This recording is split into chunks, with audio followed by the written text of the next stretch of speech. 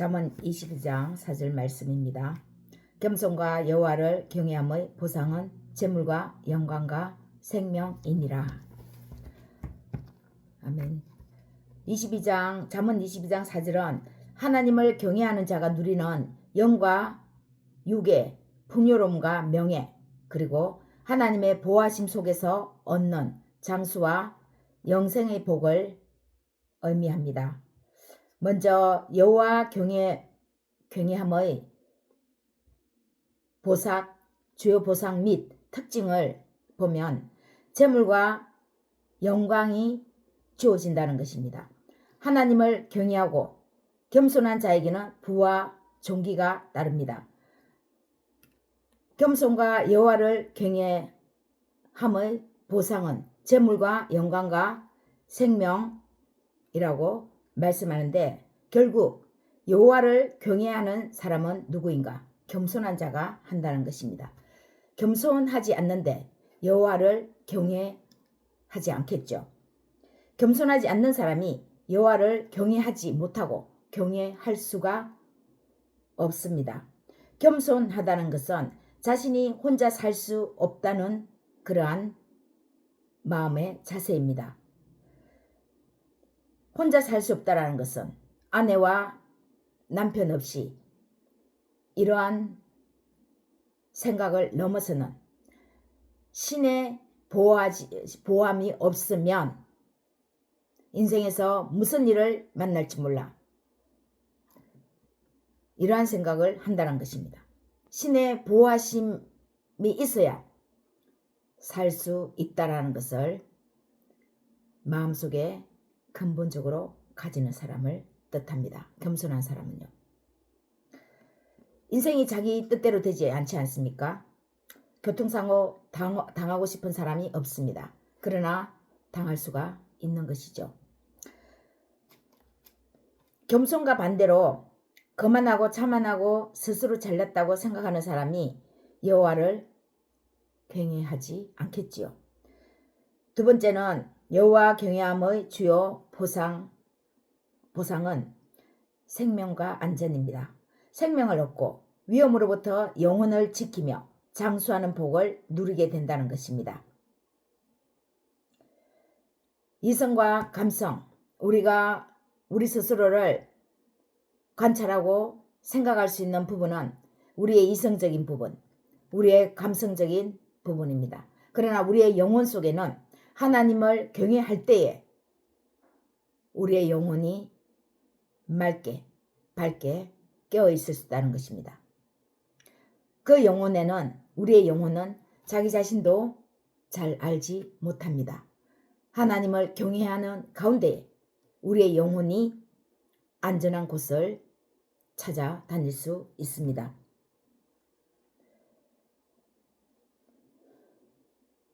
장수하는 복을 누리게 됩니다. 진실로 여호와를 경외하면 지혜와 지식을 점점 갖춰 갑니다. 하나님께만 완전한 지식, 하나님께만 완전한 지혜가 있습니다. 생활 속에서 나타나게 되죠. 우리 삶의 좋은 습관은 상승시켜 줍니다. 나쁜 습관이 있으면 고치도록 지혜를 주십니다. 몸이 어디가 아프면 왜 그런지를 알게 해주셔서 먹어야 할 음식, 또 조심스럽게 섭취해야 할 음식들을 우리에게 알려주십니다. 알게 해주십니다. 사람을 통해서 배울 수도 있고, 또 의사가 진단을 내릴 수도 있죠. 그 의사가 진단을 내려서 우리가 듣게 하는 것도, 그것 또한 큰 테두리에서는 하나님의 창조의 근본 아래서 일어나는 것이죠. 좋은 의사를 만나는 것도, 그것도 은혜입니다. 여호와를 경외함은 우리 삶에 대한 지식과 지혜가 나타나므로 장수의 복을 누리고 안전의 길로 우리를 보호하시며 다니도록 하십니다. 어떤 사람이 사고 당하고 싶겠습니까? 그러나 하나님을 경외해 나갈 때 하나님의 말씀이 우리의 영혼을 주장하게 되는 거죠. 1분 앞서 나가다가 사고를 당하는 사람도 있고 1분 뒤에 가다가 그 사고를 면하는 수도 있습니다. 실수해서 무엇을 빠뜨려서 집에 잠깐 들렸는데 집에 들리는 바람에 사고를 당하지 않는 경우도 있죠. 그것 또한 큰 테두리 안에서는 그날 일어나는 일을 안전하게 우리를 보호해 주시는 하나님의 인도하심입니다. 세 번째, 겸손과 여호와를 경외함의 보상으로 따라오는 것은 생명책에 기록된다고 하는 것입니다. 요한계시록 21장 23절, 27절을 보면 그 성은 해나 달의 비침이 쓸데없으니 이는 하나님의 영광이 비치고 어린 양이 그 등불이 되심이라. 만국이 그 빛 가운데로 다니고 땅의 왕들이 자기 영광을 가지고 그리로 들어가리라. 낮에 성문들을 도무지 닫지 아니하리니 거기에는 밤이 없음이라.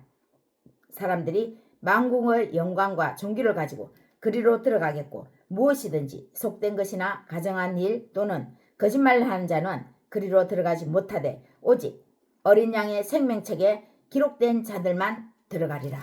이렇게 말씀합니다. 여호와를 경외하는 사람들의 대화와 행동을 하나님께서 기억하시고 생명책에 기록하십니다. 하나님은 무소부재하신 분입니다. 우리가 어디에 있든 그곳에 하나님이 계십니다. 우리의 양심에 하나님이 계십니다. 우리가 깊은 물속에 들어가도 그곳에 하나님이 계십니다.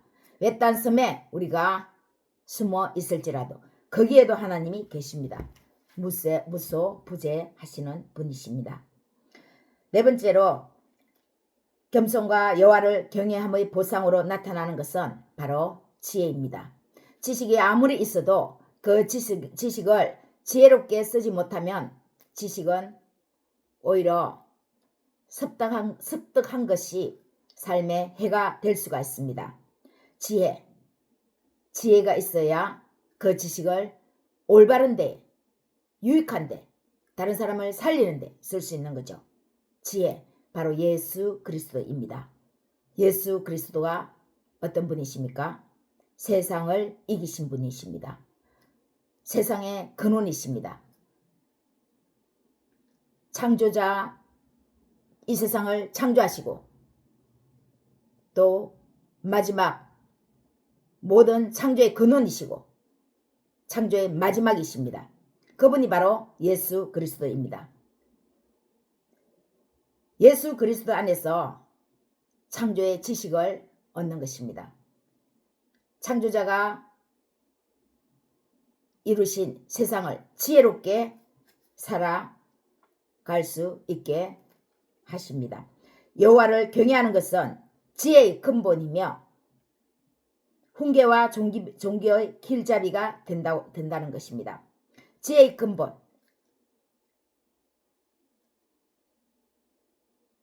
22장 4절 결국 이 말씀, 재물과 영광과 생명, 이 세 가지가 하나님을 경외하는 태도에서 자연스럽게 따르는 결과임을 강조합니다. 우리가 주 기도문에서 보면은 일용할 양식을 주시옵고 그러죠. 일용할 양식은 우리가 밥 먹는 새끼밥을 뜻하겠습니까? 하나님을 믿는 하나님의 자녀에게 새끼밥 먹는 것을 주시지 않겠습니까? 일용할 양식을 주시옵고는 우리 영혼의 양식입니다. 생명입니다. 영혼의 양식을 얻어야 우리의 영혼이 제대로 하나님의 인도하심을 받는다는 거죠. 보이지 않는 하나님을 겸손으로 경외한다는 것은 마치 예수님이 십자가에서 죽으시는 것과 똑같은 현상입니다. 예수님이 자신을 드림으로써 여호와 하나님 아버지를 겸손으로 경외함의 표상을 나타내 보여주셨습니다. 자신을 드림으로써 자신의 뜻이 아니라 아버지의 뜻에 따르기로 집중한 삶이 나타난 표상이 바로 십자가입니다. 예수님은 자신을 들여서 생명을 우리에게 주셨죠. 우리의 모든 것을 대신 짊어지시고 자신의 생명을 하나님께 드림으로써 우리의 죄값을 치러 주셨습니다. 하나님께는 죄값을 치러야 할 부분이 있죠.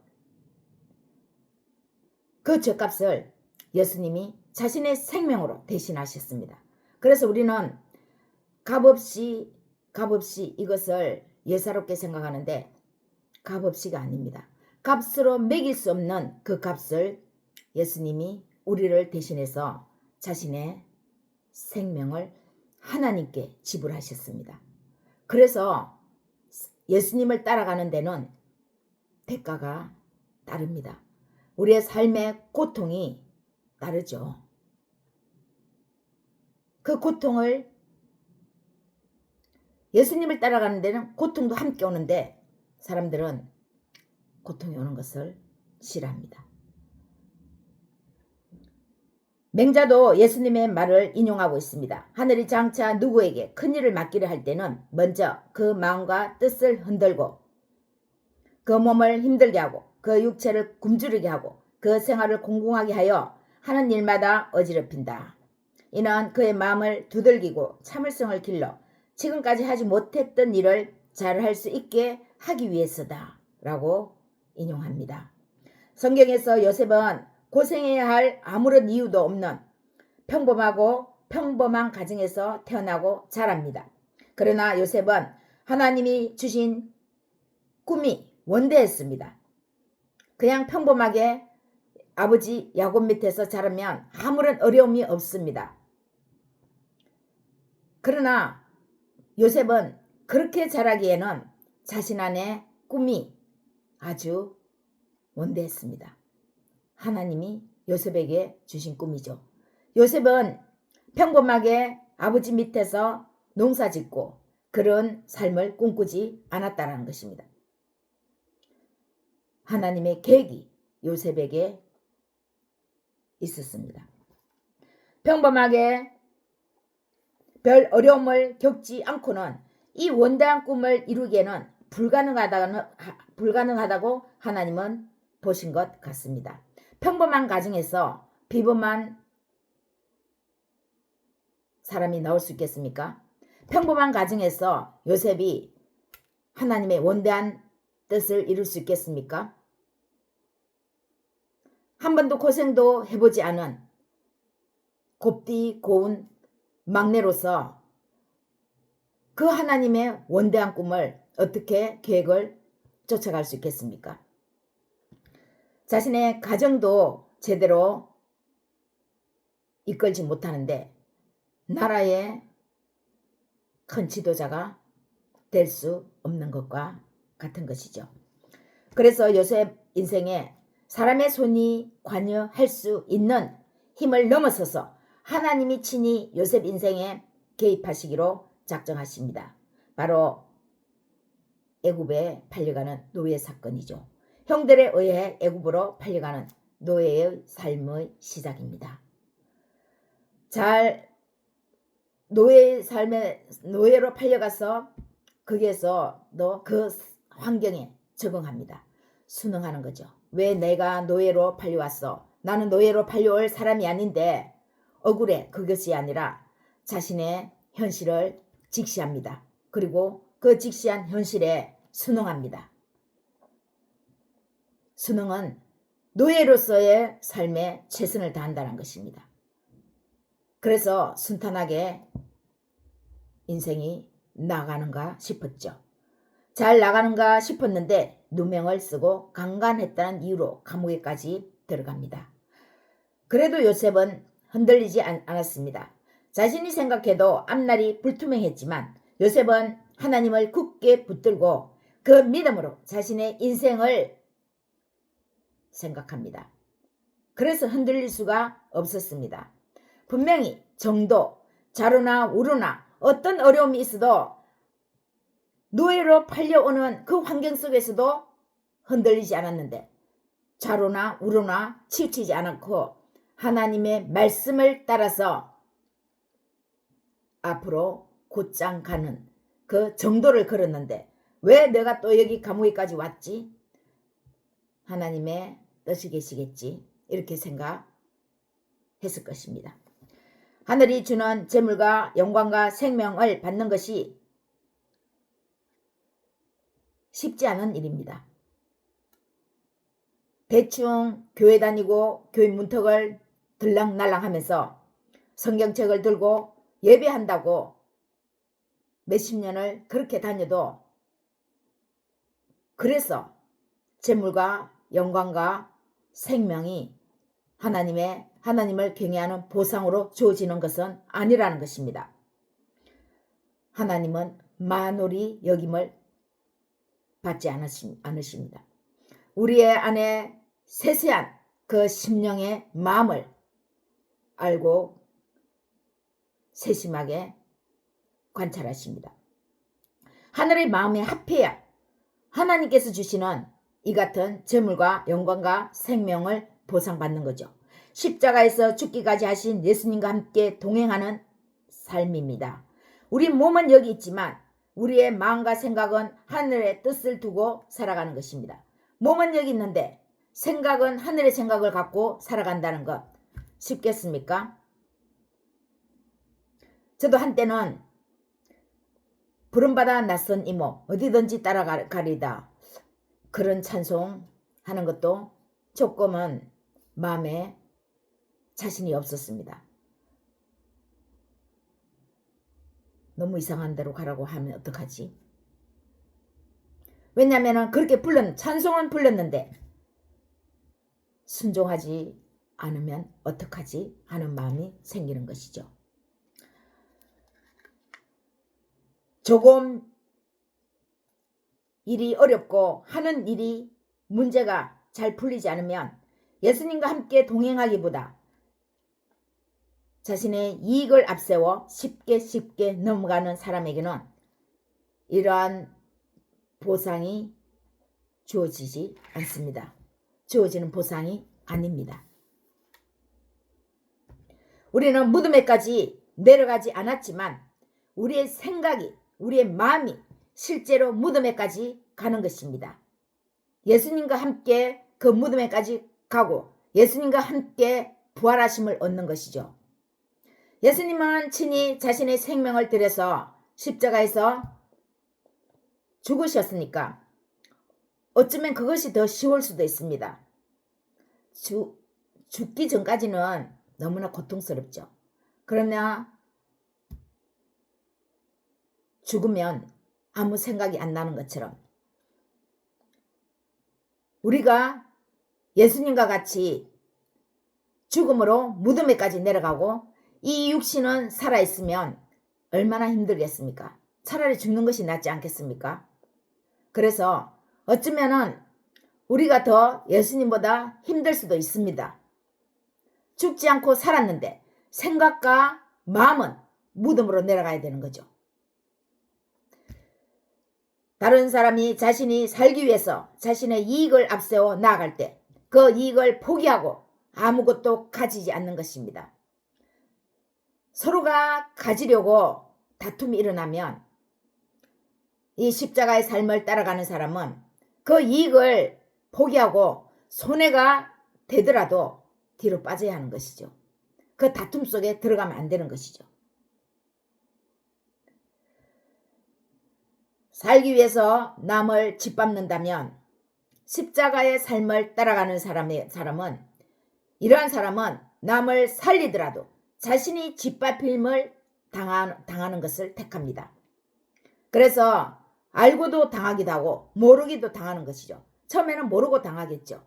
그러나 이 삶이 어떠한 삶이라는 것을 안다면은 알고도 당합니다. 하나님의 뜻이 있기 때문입니다.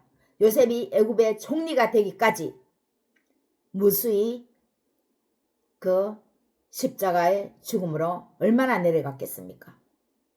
그러나 요셉을 건지시는 하나님의 시간이 있는 것이죠.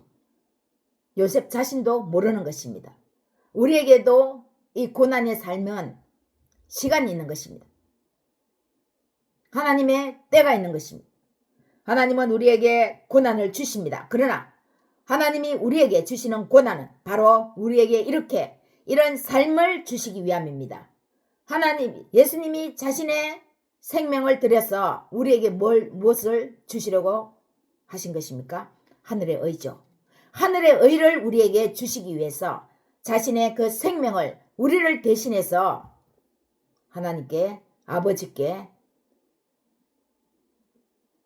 생명의 값을, 죄값을 치르신 것입니다. 흔들고 두들기고 그러는 가운데 우리의 심지를 견고하고 튼튼하게 할 뿐만 아니라 진정으로 겸손한 마음의 소유자가 되는 것입니다. 결국 겸손과 여호와를 경외함의 보상은 이렇게 해서 두 문장 같지만 둘로 나누어진 것 같지만 하나입니다. 결국은 여호와를 경외하는 사람은 겸손한 사람이다. 이 겸손한 사람이 결국은 받는 것이, 하나님 안에서 겸손한 사람이 받는 것이 재물과 영광과 생명이라는 것입니다. 결국 우리를 겸손하게 만들기 위해서 예수님은 자신의 생명을 우리를 대신해서 하나님께 드리고 우리는 하늘의 의로 이렇게 훈련받아지면서 결국은 겸손한 마음의 소유자가 되는 것입니다. 이 겸손한 사람이 되게 하기 위해서 우리를 두들기고 흔들고 때로는 상처받고 이렇게 하게 했던 것이죠. 3월 첫째 주 첫 일입니다. 결국 겸손한 사람이 여호와를 경외합니다. 그만한 마음은 패망을 불러옵니다. 평생 겸손함으로 하나님을 경외함으로 저와 여러분의 삶에 이 같은 하나님의 한량없는 은혜가 하늘부터 주어지시기를 그리스도 예수 안에서 축복하고 기원합니다.